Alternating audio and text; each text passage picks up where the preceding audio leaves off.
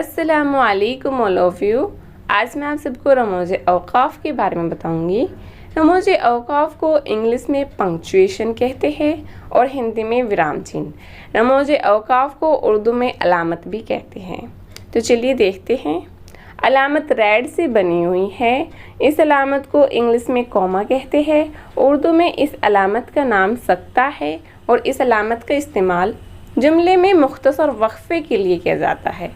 मुख्तसर वक्फ़े की मीनिंग होती है ठहराव, तो मुख्तसर ठहराव के लिए इस अलामत का इस्तेमाल किया जाता है।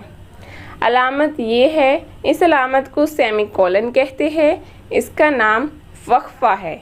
इस्तेमाल सख्ते से किसी कदर तवील वक्फ़े के लिए किया जाता है, मतलब तवील ठहराव के लिए इस अलामत का इस्तेमाल किया जाएगा। इस अलामत को कोलन कहते हैं। इसका उर्दू में नाम राब्ता है। इस अलामत का इस्तेमाल मुफस्सल हमख्याल मुख्तसर जुमलों को ऐसे ही दूसरे जुमलों से जोड़ने के लिए किया जाता है।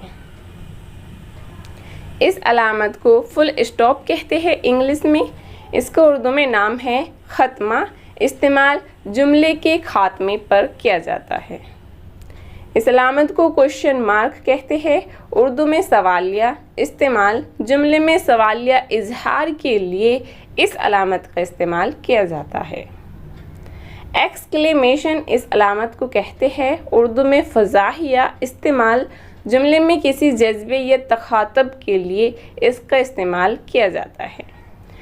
इन्वर्टेड कॉमाज उर्दू में वावीन। इस्तेमाल कहने वाले अपने अल्फाज लिखने के लिए इस अलामत का इस्तेमाल करते हैं।